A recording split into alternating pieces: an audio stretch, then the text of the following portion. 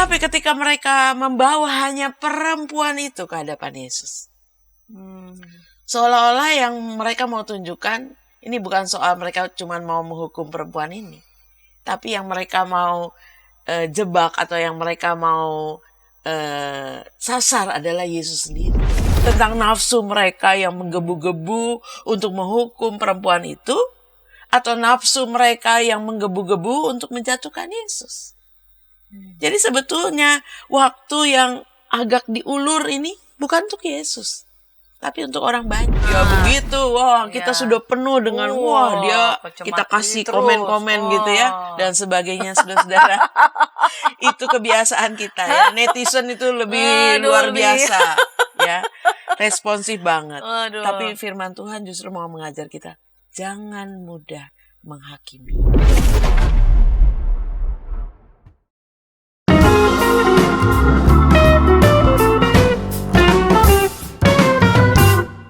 Sahabat EKB TV, sahabat Ngulik Alkitab, kita jumpa kembali dalam program ini, program Ngulik Alkitab. Pada episode kali ini, masih kita mengulik Injil Yohanes. Secara khusus Injil Yohanes pasal 8 ayat 1-11. Program Ngulik Alkitab ini diselenggarakan sebagai media, sebagai sarana bagi kita membaca Alkitab dan tentu saja menggali setiap pesan berharga dalam setiap teks yang kita ulik dan melihat relevansinya untuk kehidupan kita sehari-hari. Program Ngulik Alkitab ini ditayangkan melalui channel YouTube YKB TV.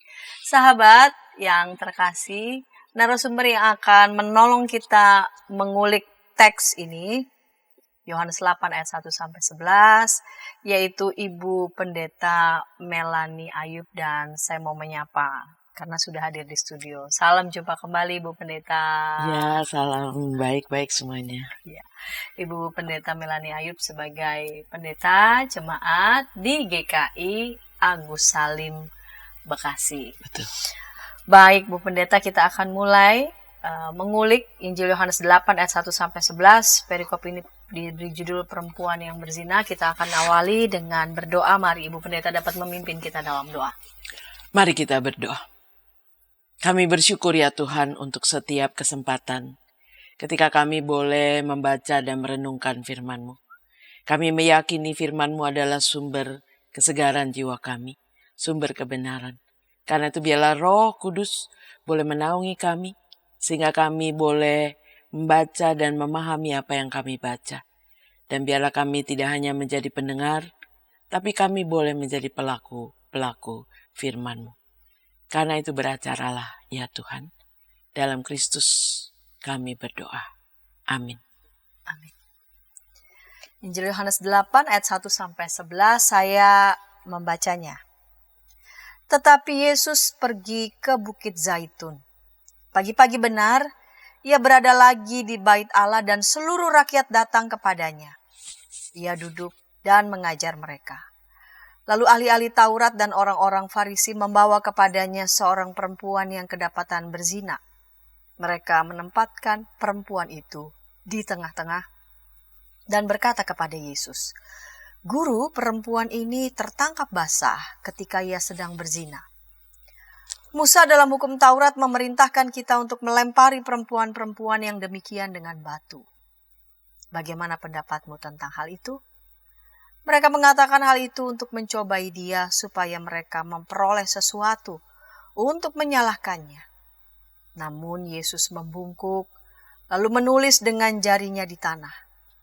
Ketika mereka terus-menerus bertanya kepadanya, ia pun bangkit berdiri lalu berkata kepada mereka, "Siapa di antara kamu tidak berdosa, hendaklah ia yang pertama melemparkan batu kepada perempuan itu." Lalu ia membungkuk lagi dan menulis di tanah. Namun setelah mereka mendengar perkataan itu, pergilah mereka seorang demi seorang mulai dari yang tertua. Akhirnya tinggallah Yesus seorang diri dengan perempuan itu yang tetap di tempatnya. Lalu Yesus bangkit berdiri dan berkata kepadanya, "Ibu, di manakah mereka? Tidak adakah seorang pun yang menghukum engkau?" Jawabnya, "Tidak ada, Tuan." Lalu kata Yesus, "Aku pun tidak menghukum engkau.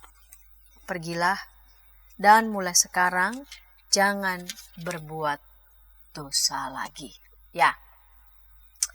Ibu Pendeta, ini Injil Yohanes 8 ayat 1 sampai 11 ini salah satu teks yang mengharukan ya. Kita bisa melihat dari berbagai angle, dan episode kali ini diberi judul Yesus memberi kesempatan kedua. Berangkat dari judul nih, kalau gitu Bu Mel. Apa sih maksudnya kesempatan kedua? Kedua, iya. Kalau kita bicara tentang kesempatan kedua, berarti ada kesempatan pertama, ada kesempatan kedua. Kesempatan kedua berarti seseorang diberikan kesempatan lagi, satu kali lagi, untuk melakukan sesuatu atau untuk membuktikan sesuatu, ya. Dan kesempatan kedua yang Yesus berikan dalam teks Yohanes 8 ini, artinya Yesus datang itu untuk memberikan kabar baik kepada setiap orang, khususnya kepada orang yang berdosa. Sebab pada umumnya ketika orang dinyatakan bahwa dia berdosa, berarti ya dihukum. Tidak ada kata lain. Dia harus dihukum supaya dia jera, dia menyesal akan dosanya.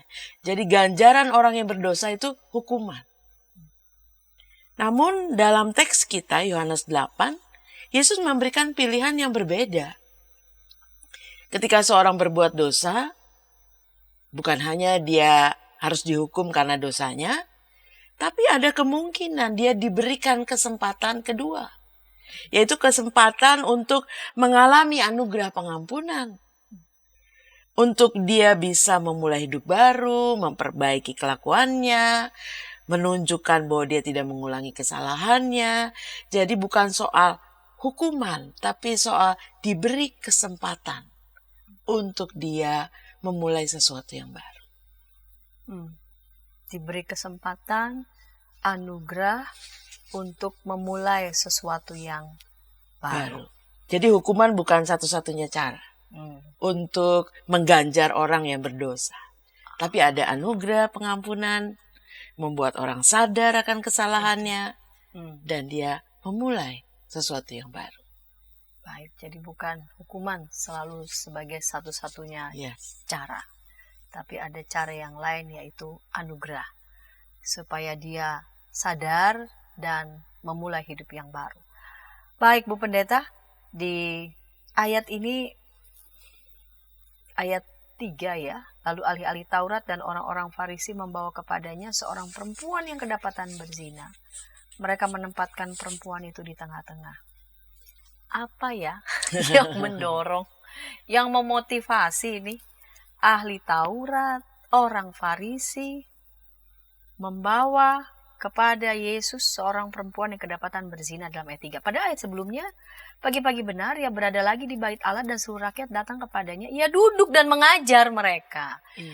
Apa yang mendorong golongan ini membawa perempuan ini? Ya, menarik karena Yesus ada di bait Allah. Yesus sedang mengajar. Ya, dan tiba-tiba diperhadapkan kepada Yesus seorang perempuan yang kedapatan berbuat dosa. Kalau kita mencermati ayat-ayat kita melihat bahwa persoalan yang dihadapkan kepada Yesus pasti menunjukkan bahwa ahli Taurat dan orang Farisi itu ingin selalu berurusan dengan Yesus. Dan salah satu hal yang membuat mereka ingin berurusan dengan Yesus adalah realita bahwa di mana Yesus berada, Yesus menarik orang banyak untuk datang kepada Yesus, untuk mendengarkan pengajarannya. Dan itu yang membuat orang Farisi juga merasa gerah gitu ya. Karena sebelumnya kan mereka juga yang mengajar. Tapi kehadiran Yesus membuat menjedot perhatian banyak orang kepada Yesus. Dan hal itu tidak disambut positif oleh ahli Taurat dan orang Farisi. Sebab mereka merasa ditinggalkan. Mereka berasa diabaikan. Sebab orang lebih tertarik pada pengajaran Yesus daripada apa yang biasa mereka ajarkan. Jadi ini menjadi hal pertama yang mendorong mereka untuk mencari cara membuat mereka bisa menunjukkan pada orang banyak siapa Yesus itu dari kacamata mereka. Dan memang pada saat itu adalah wajar kalau ada persoalan, maka persoalan itu dibawa kepada seorang rabi. Rabi itu didengar pendapatnya dan kemudian menolong orang mengambil keputusan yang dianggap benar, dianggap tepat. Jadi di satu pihak ini Yesus sedang ada di bait Allah, tapi membawa persoalan kepada seorang rabi itu menjadi bagian yang biasa juga dilakukan.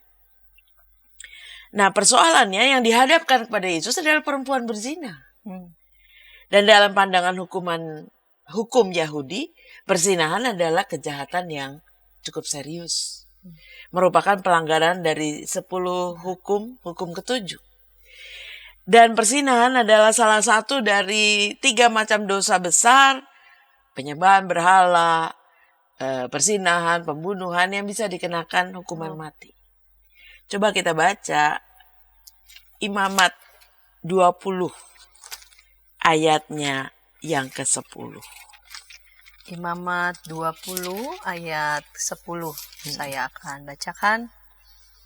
Bila seorang laki-laki berzina dengan istri orang lain, berzina dengan istri sesamanya, baik laki-laki maupun perempuan yang berzina itu harus dihukum mati.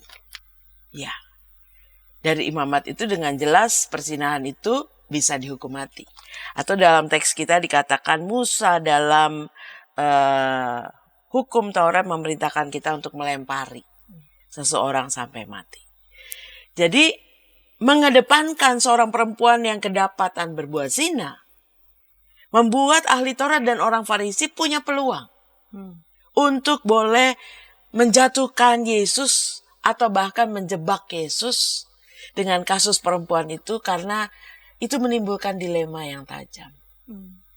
Jebakan itu jelas karena perempuan berzina yang dihadapkan pada Yesus itu menjadi sesuatu yang menarik.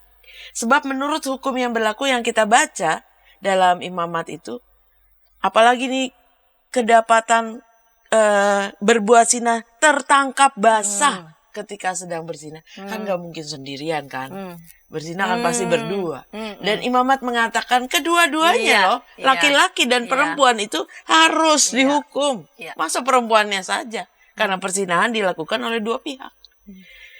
Tetapi ketika mereka membawa hanya perempuan itu ke hadapan Yesus, seolah-olah yang mereka mau tunjukkan, ini bukan soal mereka cuma mau menghukum perempuan ini, tapi yang mereka mau jebak atau yang mereka mau sasar adalah Yesus sendiri.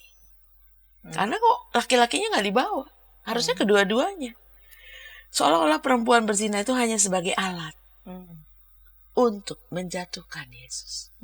Dan itulah yang ditunjukkan oleh ahli Taurat dan orang Farisi dengan memulai Yohanes 8 membawa seorang perempuan berzina ke hadapan Yesus.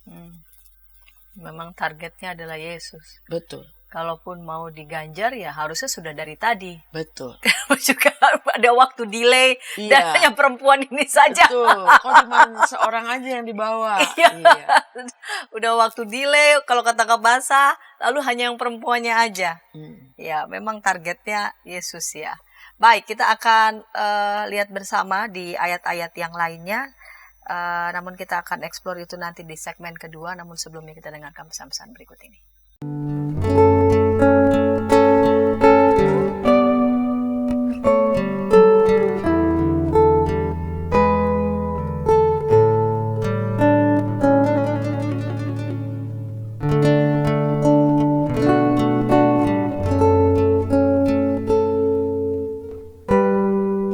Para pimpinan gereja di sana-sini mengakui bahwa jangankan warganya atau para pendetanya, mereka sendiri juga tidak begitu tahu karena sesudah menerima dokumennya taruh di kantor sinode tidak ada upaya untuk sosialisasi. Jadi sama juga kayak masalah bioetika di Indonesia ya, apakah boleh begini, apakah boleh, tapi kita harus bertanya lebih dalam lagi sebagai orang Kristen, apa sikap etis dan apa keputusan etis yang merupakan refleksi daripada visi moral dari iman Kristen. Hadirkan Tuhan sebagai sahabat, bukan hanya sebagai majikan yang di atas atau hakim. Hadirkan Tuhan sebagai sahabat kita juga, yang mau mendengar, mau meraih, yang kamu bisa seadanya dengan dia, yang kamu bisa nikmati kehadirannya. Kalau gereja bisa lakukan itu, apapun alirannya, saya kira Gen Z akan merasa ini rumah. Ternyata masih banyak komunitas kita yang tanpa sadar budaya hierarkis di dunia itu dibawa masuk ke gereja. Bagaimana sikap majelis, sikap anggota jemaat terhadap sapam gereja, terhadap pekerja gereja, itu kita kadang-kala tidak memperlakukannya sebagai sahabat, tapi ya pesuruh aja yang ya udahlah.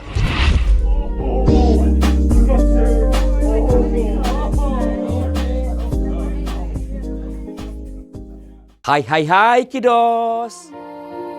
Ku datang dan Inci, betul. Kodok lumpuh dan ayam buta. Kidi Time.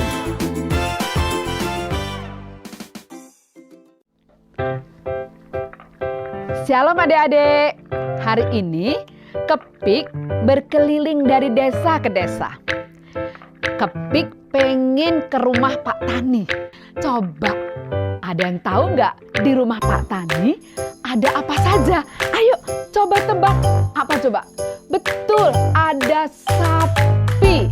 Mo. Mereka sekarang rukun dan jalan bersama-sama pulang ke rumah Pak Tani. Kak Evelyn, tapi sebelum tidur aku mau dengar dongeng dulu. Katanya tadi sudah ngantuk. Pokoknya aku mau dengar dongeng dulu, Kakak.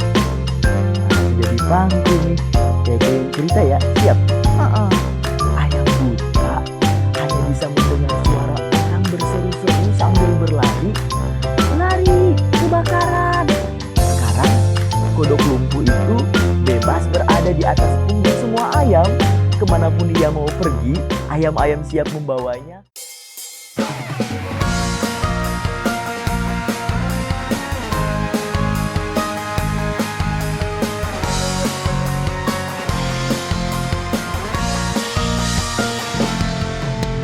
Hormat pada orang tua, menyayangi binatang, rajin ke sekolah minggu, selalu giat belajar, tidak membedakan orang, semua dijadikan sahabat, dipercaya oleh guru-guru di sekolah. Kiki dan Didi, sahabat yang baik, gembira menolong siapapun, membela yang lemah, menegur yang salah. Kiki dan Didi, sahabat yang asyik.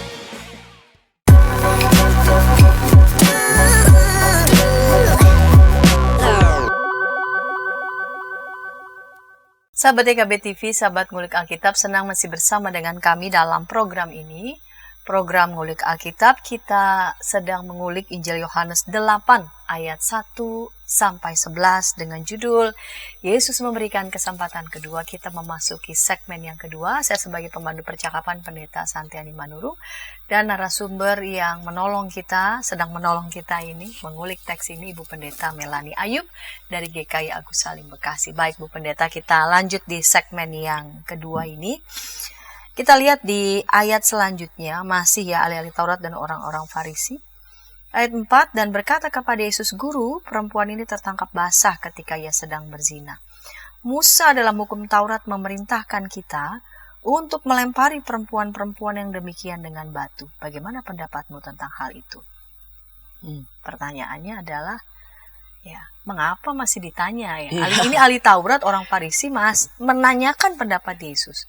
Ya, bukankah mereka udah jelas-jelas tahu aturan menurut hukum Yahudi? Di segmen pertama Ibu Pendeta sudah menunjuk ya, kitab Imamat pasal 20 tadi. Kira-kira kenapa ya Bu Pendeta? Iya, menarik ya. Udah tahu apa yang harus dilakukan, tapi mereka tetap membawa ke hadapan Yesus, sekalipun mereka tahu. Jadi ini mau menunjukkan kepada kita betapa yang ditunggu-tunggu oleh ahli Taurat dan orang Farisi bukan sekedar dosa berzina hukumannya ini. Tapi pendapat Yesus tentang kasus ini sangat penting. Ada jebakan di balik pertanyaan ahli Taurat dan orang Farisi. Sebab kalau Yesus menjawab dengan keliru, maka mereka dapat menekan, lebih mempermalukan Yesus, atau memang dikatakan dalam ayatnya yang ke-6, mereka sengaja untuk menyalahkan Yesus. Jadi yang ditunggu-tunggu bukan hukumannya apa, tapi apa jawab Yesus. Apa pendapat Yesus. Tadi saya katakan ada dilema. Jika Yesus mengatakan bahwa ya udah, hukumnya bilang di rajam sampai mati, ya udah, dihukum mati aja. Maka Yesus dianggap tidak konsisten. Selama ini dia mengajarkan kasihilah sesamamu, ya, mengasihi, berbelas kasihan. Kok Yesus tidak berbelas kasihan? Itu berarti Yesus cuma ngomong doang. Prakteknya dia tidak melakukan kasih itu. Di manakah kasih yang selalu dia bicarakan? Mengapa dia tidak melakukannya? Jadi ini hal yang krusial bagi Yesus juga. Di lain pihak, kalau dia mengatakan ya udah, ampunilah perempuan berzina ini, maka jelas-jelas dia melanggar hukum. Wah, dia berdosa. Dia bisa diperhadapkan pada mahkamah agama Yahudi karena dia berlawanan dengan hukum Taurat atau hukum Musa. Itulah jebakannya. Kalau Yesus mengatakan ampuni, Yesus melanggar. Kalau Yesus mengatakan lempari sampai mati, Yesus juga tidak konsisten. Maka itu seperti makan buah simalakama. Ya. Dan oleh karena itu, dalam ayat yang ke-6a yang mau dikatakan kepada kita, mereka mengatakannya hal itu, supaya mereka memperoleh sesuatu untuk menyalahkannya. Jadi ini dengan jelas mereka ingin Yesus terlihat tidak konsisten, atau Yesus terlihat tidak bisa memberlakukan apa yang diajarkan, sehingga membuat orang banyak kemudian memilih untuk meninggalkan Yesus. Jadi tujuannya adalah supaya orang banyak tidak ikut Yesus. Tujuannya adalah orang banyak kembali mengikuti ajaran mereka, supaya mereka tetap mendapat pengaruh pada orang banyak. Jadi kita melihat bahwa yang sedang dicecar ini, yang sedang disasar ini, memang Yesus, bukan perempuan berdosa. Gitu. Ya, luar biasa mereka ya, rencana yang matang. Iya. Kita lanjut pertanyaan selanjutnya. Mengapa Yesus, kalau kita lihat di ayat selanjutnya, namun Yesus membungkuk lalu menulis dengan jarinya di tanah. Mengapa Yesus tidak langsung menjawab ya? Menyampaikan pendapatnya kepada ahli Taurat dan orang Farisi. Dari segi intelektual apapun kapasitas Yesus di atas begitu. Tapi mengapa tidak langsung saja, ini udah ketahuan nih mau cari gara-gara sebenarnya. Tapi sepertinya menahan sesuatu begitu, tidak langsung menjawab. Iya, menarik ya.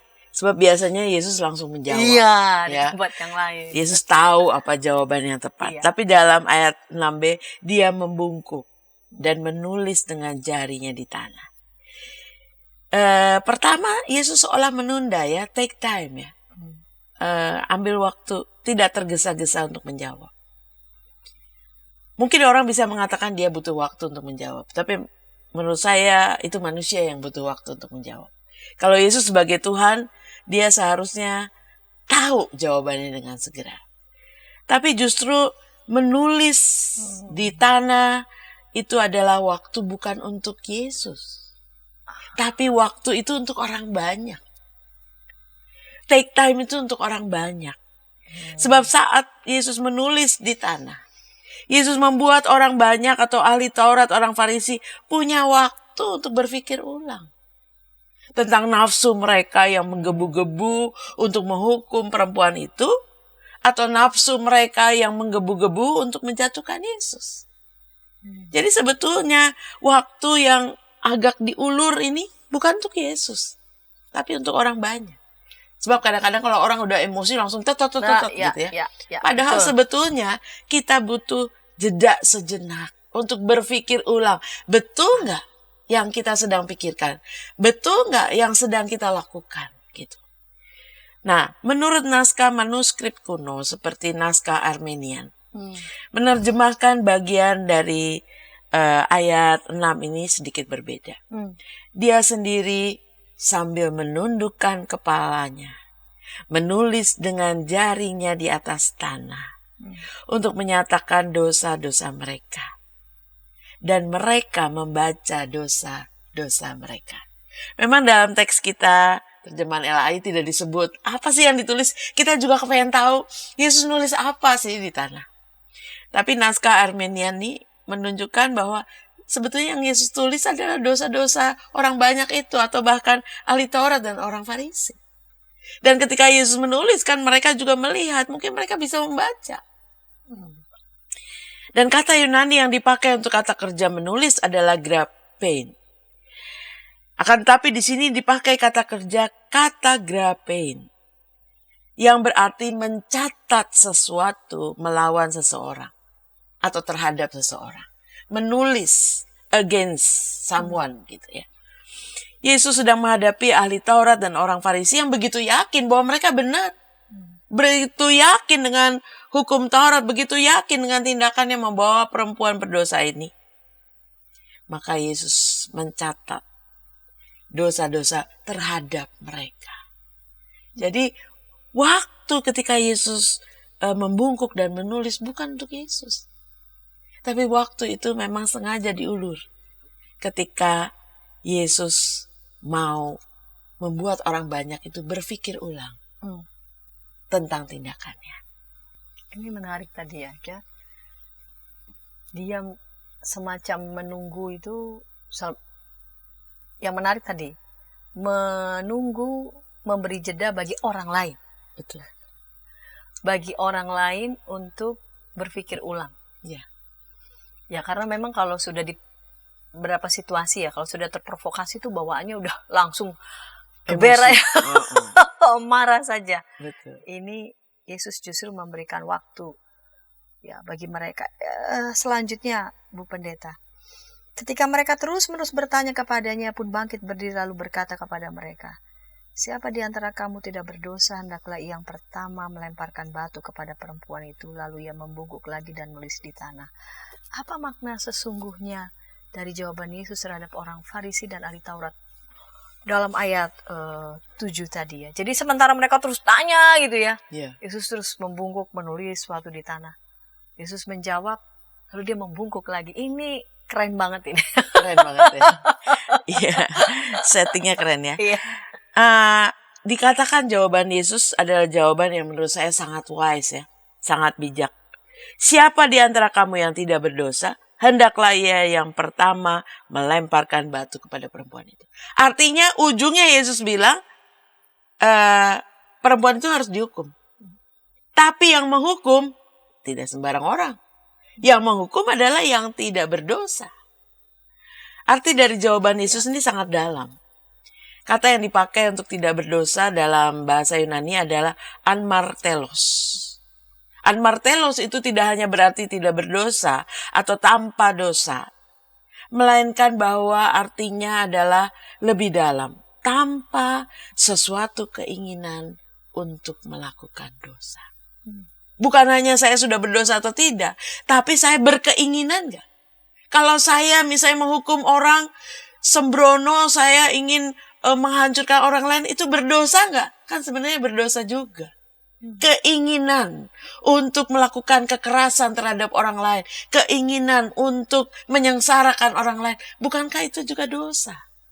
Bukan hanya perzinahan yang dosa, tapi keinginan untuk melakukan hal-hal yang negatif terhadap orang lain juga dosa. Itu.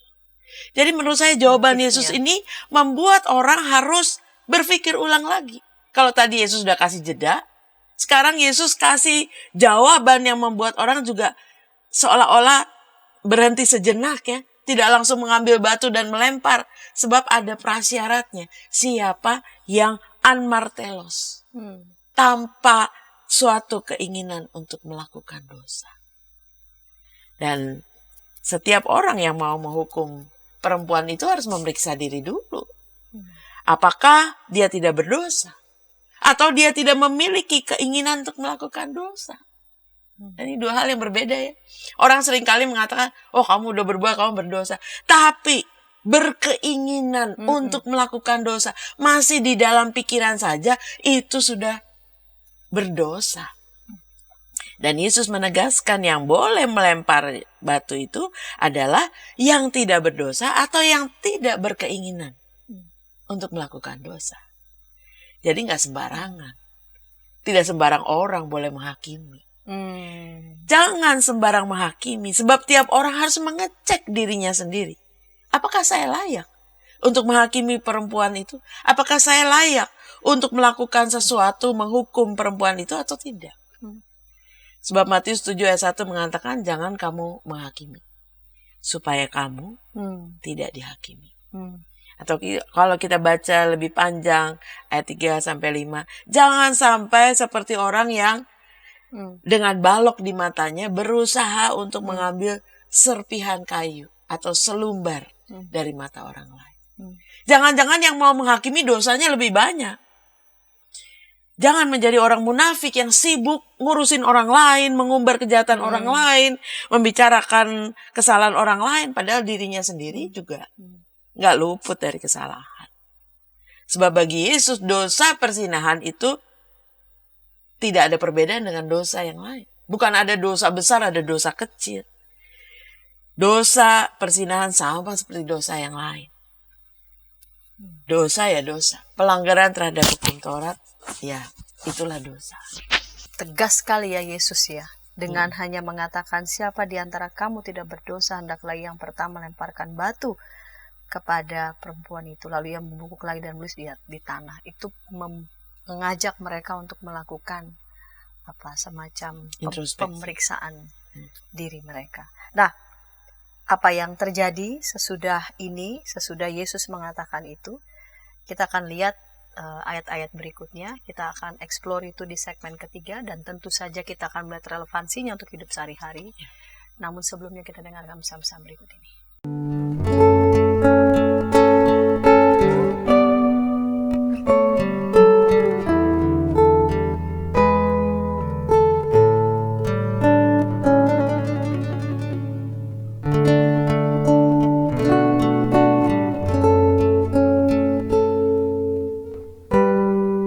Para pimpinan gereja di sana-sini mengakui bahwa jangankan warganya atau para pendetanya, mereka sendiri juga tidak begitu tahu karena sesudah menerima dokumennya taruh di kantor sinode tidak ada upaya untuk sosialisasi. Jadi sama juga kayak masalah bioetika di Indonesia ya, apakah boleh begini, apakah boleh, tapi kita harus bertanya lebih dalam lagi sebagai orang Kristen, apa sikap etis dan apa keputusan etis yang merupakan refleksi daripada visi moral dari iman Kristen. Hadirkan Tuhan sebagai sahabat, bukan hanya sebagai majikan yang di atas atau hakim. Hadirkan Tuhan sebagai sahabat kita juga, yang mau mendengar, mau meraih, yang kamu bisa seadanya dengan dia, yang kamu bisa nikmati kehadirannya. Kalau gereja bisa lakukan itu, apapun alirannya, saya kira Gen Z akan merasa ini rumah. Ternyata masih banyak komunitas kita yang tanpa sadar budaya hierarkis di dunia itu dibawa masuk ke gereja. Bagaimana sikap majelis, sikap anggota jemaat terhadap satpam gereja, terhadap pekerja gereja, itu kita kadang-kala tidak memperlakukannya sebagai sahabat, tapi ya pesuruh aja yang ya udahlah.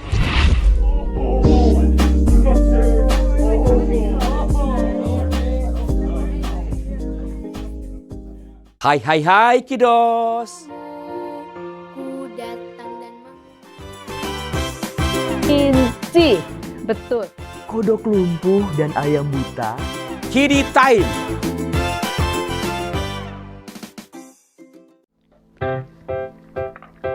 Shalom adik-adik. Hari ini Kepik berkeliling dari desa ke desa. Kepik pengen ke rumah Pak Tani. Coba, ada yang tahu nggak di rumah Pak Tani ada apa saja? Ayo, coba tebak. Apa coba? Betul, ada sapi. Mo. Mereka sekarang rukun dan jalan bersama-sama pulang ke rumah Pak Tani. Kak Evelyn, tapi sebelum tidur aku mau dengar dongeng dulu. Katanya tadi sudah ngantuk. Pokoknya aku mau dengar dongeng dulu, Kakak. Jadi pangku nih. Kayak cerita ya, siap? Ayam buta hanya bisa mendengar suara orang berseru-seru sambil berlari. Lari, kebakaran. Sekarang kodok lumpuh itu bebas berada di atas punggung semua ayam. Kemanapun dia mau pergi, ayam-ayam siap membawanya.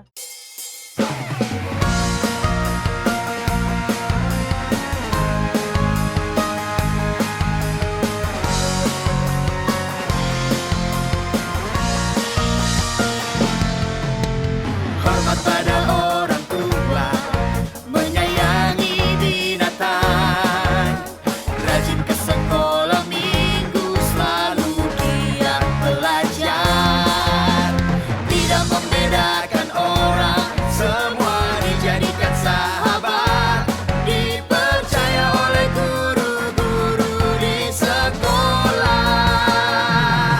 Kiki dan Didi, sahabat yang baik, gembira menolong siapapun, membela yang lemah, menegur yang salah. Kiki dan Didi, sahabat yang asyik.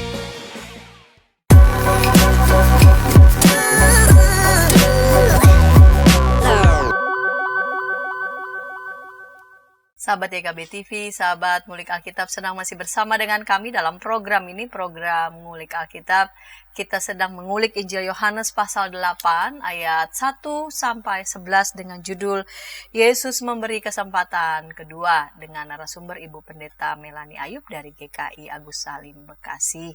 Baik, kita langsung saja ke Bu Mel nih. Kita lihat ayat selanjutnya. Mengapa kemudian, kalau kita lihat di ayat selanjutnya ya, setelah Yesus mengatakan itu, siapa di antara kamu tidak berdosa, hendaklah ia yang pertama melemparkan batu kepada perempuan itu. Lalu ia memukul lagi dan menulis di atas tanah. Namun setelah mereka mendengar perkataan itu, pergilah mereka seorang demi seorang, mulai dari yang tertua. Akhirnya tinggal Yesus seorang diri dengan perempuan itu yang tetap di tempatnya. Mengapa kemudian tidak ada yang melakukan penghukuman? Seorang demi seorang pergi meninggalkan Yesus, dari mulai yang tertua, dan akhirnya tinggallah Yesus seorang diri dengan perempuan itu yang tetap di tempat. Iya, menarik ya. Tadinya bersemangat untuk menghukum, ternyata kemudian tidak ada yang menghukum. Kenapa? Karena perkataan Yesus tentang siapa yang tidak berdosa, hendaklah ia yang pertama kali melempar, menusuk hati orang banyak itu. Kayak kita ditemplak gitu ya, disadarkan. Sebab kemudian mungkin orang bertanya pada dirinya sendiri, apakah saya anmartelos? Apakah saya tidak punya keinginan untuk melakukan dosa? Dan ternyata mungkin mereka merasa malu. Mereka juga ternyata punya keinginan besar untuk melakukan dosa. Dengan melakukan kekerasan, dengan menghakimi, dengan mungkin mau menjatuhkan Yesus. Menganggap kemudian, saya nggak layak untuk melakukan penghukuman itu. Siapa saya? Karena saya juga mungkin berdosa. Sebab mereka tidak ada yang luput dari dosa. Bahkan disebutkan dalam bagian bacaan kita, seorang demi seorang meninggalkan tempat itu. Mulai dari yang tertua. Apakah yang paling tua paling banyak dosanya? Karena umurnya sudah banyak ya. Ini menarik karena saya selalu melihat ada kata-kata yang menarik. Mulai dari yang tertua. Karena yang tertua itu kasih contoh. Biasanya yang tertua itu, apakah itu ahli Taurat atau orang Farisi tidak disebut. Tapi yang paling tua itu biasanya jadi teladan bagi orang-orang lain. Dan mungkin mereka sadar mereka juga berdosa atau lebih banyak dosanya atau paling banyak dosanya.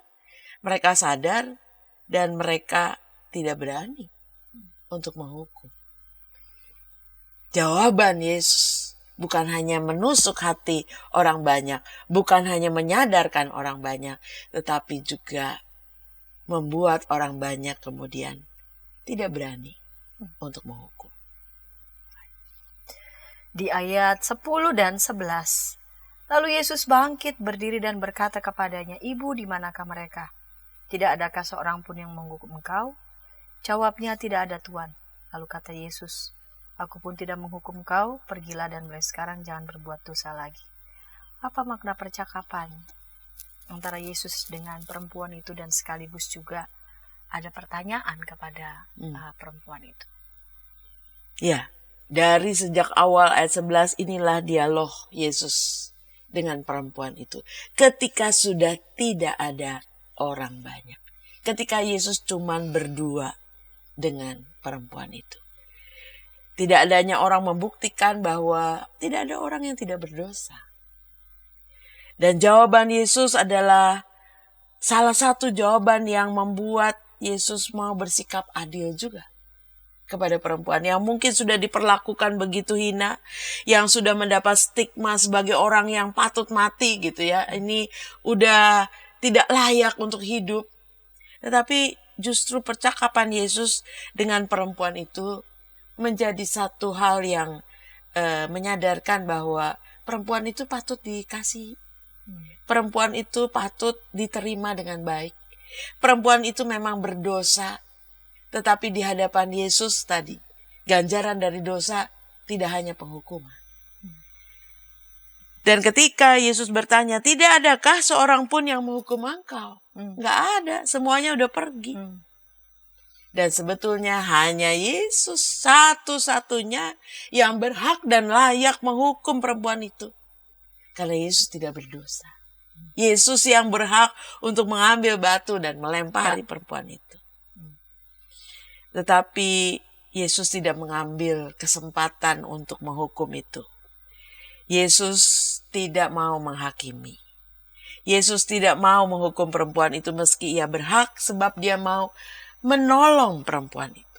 Tujuan Yesus berhadapan dengan perempuan itu bukan sekedar tadi ganjaran untuk menghukum. Tapi Yesus mau memberikan kesempatan kedua. Yesus mau memulihkan perempuan itu. Perempuan itu mungkin sudah hina, perempuan itu sudah merasa dirinya sangat rendah. Dan Yesus justru mau mengangkat perempuan itu supaya dia pulih. Karena itu Yesus memberi kesempatan kedua kepada perempuan itu dengan mengatakan, "Aku pun tidak menghukum engkau. Pergilah dan jangan berbuat dosa lagi, mulai dari sekarang." Ya, Yesus memberikan kesempatan kedua agar perempuan itu tidak hidup dalam dosa. Pergilah dan jangan berbuat dosa lagi, mulai dari sekarang. Orang yang tadinya nyaris mati, karena hukumannya adalah hukuman mati, menjadi orang yang diberikan kesempatan untuk tetap menjalani hidupnya. Tapi jangan hidup yang sama. Buktikan kalau engkau sudah diampuni, engkau bisa hidup dengan lebih baik. Jangan berbuat dosa lagi, mulai dari sekarang. Dan inilah perbedaan pokok Yesus dan ahli Taurat. Kalau ahli Taurat dan orang Farisi bernafsu untuk menghukum, Yesus punya dorongan besar untuk mengasihi, mengampuni, menyelamatkan. Kalau ahli Taurat dan orang Farisi memandang perempuan itu dengan hina, bahwa perempuan itu layak mati, karena mereka merasa diri benar, Yesus memandang perempuan itu dengan belas kasihan Allah yang luar biasa. Dan itulah kesempatan kedua yang Yesus beri. Ada kabar baik. Ada Injil yang diberikannya untuk memberikan peluang untuk dia boleh hidup dalam pemulihan. Hidup benar sebagai anak-anak Tuhan. Orang yang tadinya nyaris mati kemudian tetap selamat, harusnya dia bersyukur dengan kehidupannya. Karena itu Yesus menantang perempuan itu untuk berubah. Pergilah dan jangan berbuat dosa lagi, mulai dari sekarang. Hidup baru. Sebab kau sudah dianugerahi pengampunan. Kau sudah diberikan belas kasihan yang besar. Dan itulah yang Yesus tunjukkan kepada perempuan yang berzina ini. Ya. Baik Bu Pendeta, kita ada di segmen yang ketiga ini. Dan pelan-pelan kita sedang menuju relevansi teks ini dan juga sekaligus judul kita ini. Yesus memberi kesempatan kedua bagi kita umat percaya di era saat ini. Iya. Dalam kehidupan kita ada begitu banyak, apalagi mass media ya. Kita nge-scroll, wah dia selingkuh, dia begini, dia begitu. Wah, kita sudah penuh dengan wah dia kita kasih komen-komen gitu ya dan sebagainya, saudara-saudara. Itu kebiasaan kita ya. Netizen itu lebih luar biasa ya. Responsif banget. Tapi firman Tuhan justru mau mengajar kita, jangan mudah menghakimi. Sebab kita pun tidak luput dari dosa dan kesalahan. Kalau orang yang kita lihat kesalahannya A, kita mungkin tidak melakukan A, tapi kita melakukan B, C, D. Ya, kesalahan-kesalahan yang lain. Jangan menghakimi supaya kita tidak dihakimi. Jangan menghakimi karena kita juga bukan orang yang bersih. Penghakiman itu haknya Tuhan. Serahkan itu kepada Tuhan. Dan Tuhan tahu bagaimana dia menghakimi. Kita diajak memandang orang lain dengan kasih. Bukan dengan nafsu untuk menjatuhkan, nafsu untuk merendahkan, nafsu untuk menghina orang lain, nafsu untuk mempermalukan orang. Wah, itu seringkali ada ya, dalam dunia ini ada keinginan-keinginan untuk menjatuhkan orang lain. Kasih yang sesungguhnya tidak seperti itu. Kasih yang Tuhan ajarkan membuat kita mau menerima. Orang berzina itu mungkin di mata dunia dosanya besar banget. Tapi Tuhan tetap punya mata, punya hati yang mau menawarkan kasih. Mau mengampuni. Mau memberikan kesempatan kedua untuk pertobatan dan perubahan. Kalau kesempatan kedua kita berikan, karena kita mau melihat ada hal baik. Kita mau melihat ada hidup baru. Dan itu yang kita harus berikan kesempatan itu. Sebaliknya kalau kita berada dalam posisi terjepit. Kalau tadi mungkin kita sebagai orang luar yang memandang kesalahan orang lain, yang menghakimi orang lain. Dan Yesus bilang hati-hati, jangan menghakimi. Yang tidak berdosa yang boleh menghakimi. Tetapi sebaliknya kalau kita mungkin dihadapkan pada posisi seperti perempuan berzina.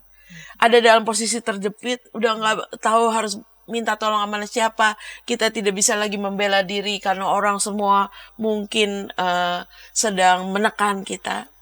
Minta hikmat Tuhan.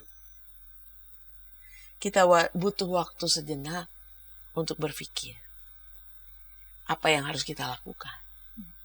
Kita minta Tuhan yang menolong, minta Tuhan yang boleh bergerak dan bertindak melalui orang lain. Sebaliknya kalau kita seperti orang banyak yang jadi penonton, ya, yang bisa juga mengambil batu dan melempar. Jangan tergesa-gesa mengambil keputusan dalam situasi-situasi atau keadaan yang emosional. Karena seringkali kita nggak bisa mengerem lagi nafsu kita. Bisa berdampak fatal bagi orang lain. Ya. Wah, kita melihat ada banyak orang yang melakukan misalnya pencurian sampai dilemparin sampai mati. Ya. Itu bisa terjadi sampai 2025 saat ini. Jangan sampai keputusan yang kita ambil kita sesali. Keputusan yang kita ambil, kita tahu itu bukan keputusan yang benar. Tapi keputusan yang salah. Karena itu Yesus beri waktu, dia membungkuk. Take time ketika ada situasi yang genting, situasi yang krusial, jangan terburu-buru. Take time untuk berpikir. Berpikir ulang. Supaya kita tidak membuat kesalahan baru. Dan pertanyaan terakhir adalah, sudahkah kita meneladani Kristus? Mau belajar untuk meneladani Kristus. Yang selalu dipenuhi oleh kasih. Seberapapun besar dosa orang yang diperhadapkan kepada kita. Kasih Yesus jauh lebih besar. Dan bagaimana kita minta Tuhan tambahkan kasih kita. supaya kita juga bisa memberikan kesempatan kedua. Sebab tidak jarang kita bilang, enggak, kapok, udah nggak ada kesempatan lagi. Itu yang kita katakan kepada orang-orang yang bersalah kepada kita. Seringkali kita tidak sabar untuk memberi waktu tambahan untuk melihat proses perubahan dan pertobatan orang. Tapi kalau kita adalah anak-anak Tuhan, kalau kita punya Tuhan yang begitu kasih, begitu murah hati, ya kita juga harus melakukan hal yang sama. Baik Bu Pendeta, ini menarik ya. Kalau kita di posisi Yesus ya, tidak ada kita ya, merasa begitu, dimintailah katakanlah pendapat untuk melakukan apa nih, menghukum orang sedemikian. Ajak juga untuk take time juga ya, take time. Pun bagi mereka yang posisi terjepit seperti perempuan ini, ajak juga untuk take time. Jangan sampai nanti salah mengambil keputusan, kesalahan yang jauh lebih fatal, lebih buruk lagi, gitu. Dan Tuhan selalu memberikan ruang dan kesempatan bagi kita untuk selalu membarui diri hari demi hari. Baik Bu Pendeta Melanie untuk kesediaan mengulik pada episode kali ini, dan ketika tayangan ini boleh memberkati sahabat-sahabat dapat membagikannya kepada sebanyak mungkin orang dan dapat menekan tombol like maupun subscribe sehingga boleh mendapatkan update dari tayangan YKB TV. Kita akan mengakhiri episode kali ini, kita akhiri dalam doa. Baik, silahkan Pak Ibu Pendeta boleh memimpin kita dalam doa. Mari kita berdoa. Kami bersyukur ya Tuhan, untuk kasih Tuhan yang begitu besar, untuk hikmat Tuhan yang menolong kami untuk menjadi manusia-manusia yang tidak sembrono dalam bertindak dalam kehidupan kami. Tolong kami Tuhan untuk tidak menjadi orang-orang yang mudah menghakimi, tapi menjadi orang-orang yang senantiasa memeriksa diri kami, senantiasa berhati-hati, untuk kami tidak menutup kesempatan bagi orang lain, untuk kami boleh menjadi orang-orang yang memberikan kesempatan kedua, ruang-ruang pertobatan, proses-proses perubahan. Jadikanlah kami Tuhan, anak-anak-Mu, yang boleh melakukan kasih dalam kehidupan kami sehari-hari, seturut dengan kehendak-Mu. Dalam nama Tuhan kami, Yesus Kristus, kami berdoa. Amin. Amin.